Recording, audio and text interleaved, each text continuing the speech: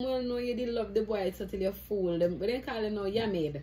You were yammed about the man. The man could have tell if you jump, you say, oh, I walk a million miles, you walk, you jump over fence, you jump, you scrimp all of your leg, and it's not a problem. But you're still gonna look on your no boyfriend, you know, boyfriend. Oh, I wasn't so into him. He wasn't all that on a bag of chips. He was more than a bag of chips. He was your whole life. So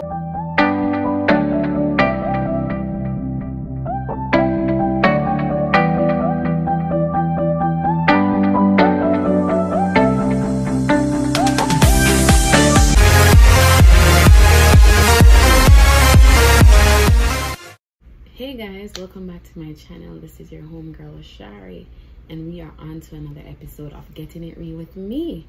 I want to thank all my beautiful subscribers for being here, for sharing the love, and for those who have joined the family this week. I want to shout you all out. You are awesome. You are epic. Welcome to the wonderful family of Getting It Real with Shari. And for those who have not yet subscribed, I see your views and I appreciate your views, but I also want you to subscribe. Go ahead, just hit the subscription button and also hit the notification bell. You are actually making a difference when you do that. All right, so what am I up to today? I want to talk to you guys a little bit about 10 lies that women tell when they're in a relationship. So 10 lies women tell when they're in a relationship. Now, one of my subscribers was like, you need to talk about the woman them now, because you mash the man them can.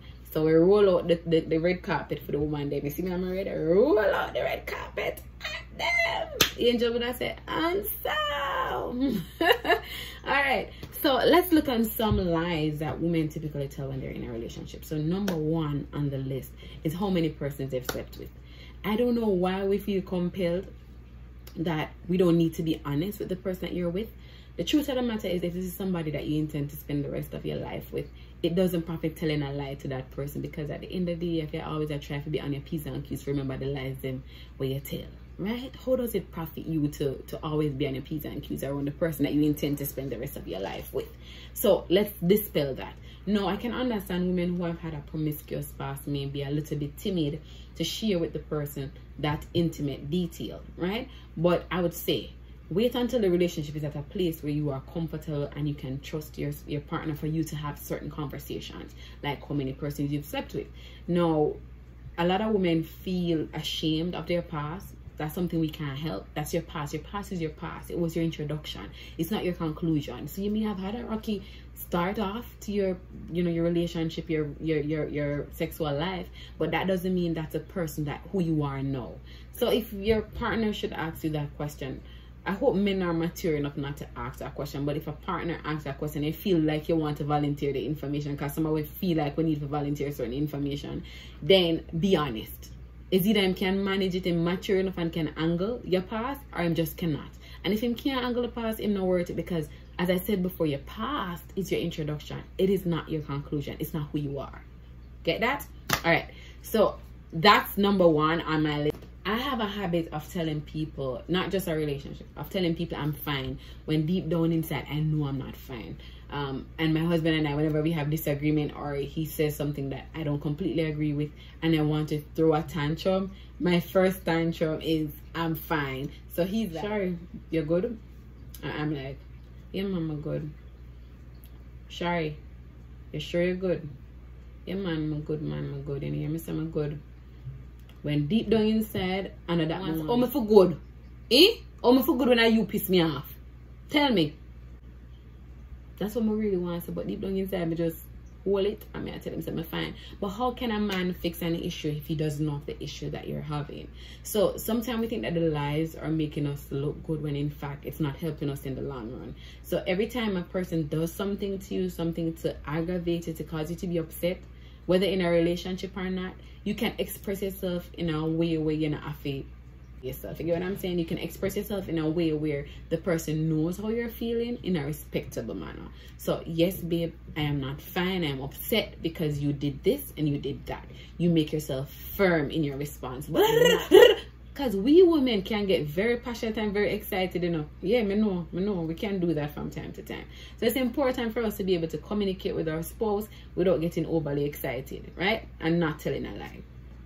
How much something costs? My husband and I have had this conversation ever so often, and I think I've told lies about this too, where they ask, you know, how much something costs, and I'm like, shit, $50. When me know say never $50 cost, me know say $100 or more, you know. But maybe we had made an agreement or a pact that we're not gonna do X or we're not gonna do Y, but yet so we jump over the pact, maybe we never remember, and we just couldn't afford to give in. Yeah, so we go, yeah man, it costs a client not when we know deep down inside it really costs more than that. You know what I mean? So that's not something to lie about. Those stuff are so petty, but yet still we women bask in those lies. Then because small lies, and let me tell you something, you see the small lies, they end up becoming a part of our relationship, a part of us. So we start with them little lies, then eventually you move from a small TDBD lie to a big lie, and then you feel so comfortable doing these small things that when the big things come, you're like, oh well, if me can't lie about one something, I'm sure he's not gonna figure out about other stuff, you know. So it's important for us not to tell lies like that. No. Another thing that a friend of mine made clear, because I reached out to her to talk about the topic, and she was like, women lie. They tell a lot of lie to their partners about, oh babe, you're the best I ever had.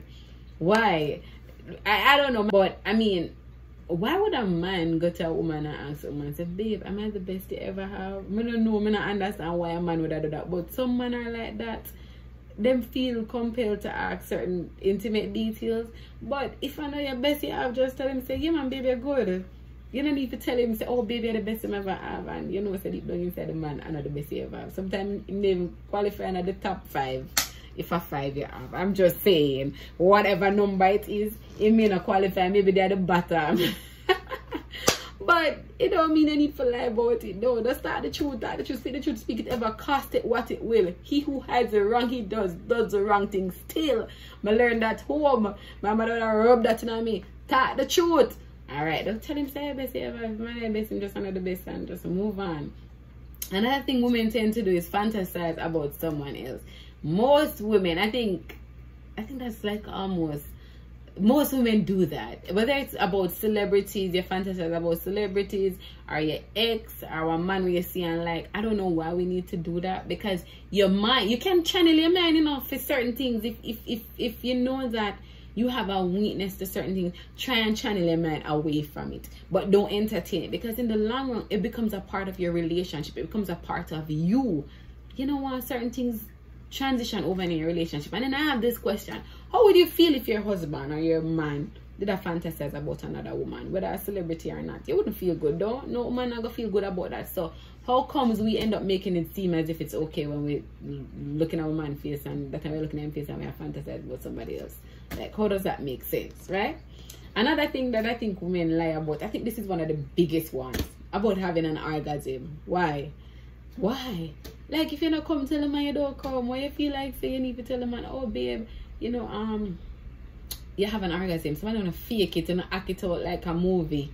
I want to know deep down inside, I don't know, feel crap. Why? A lot of women do that, whether it's in a marriage or in a relationship, you do. But if you don't tell the truth, how will the man know to be better next time? How will he know? I think especially in your marriage, when something doesn't please you, you have to let your partner know. And I think that's why a lot of marriages fail, because we feel like certain conversations we don't have.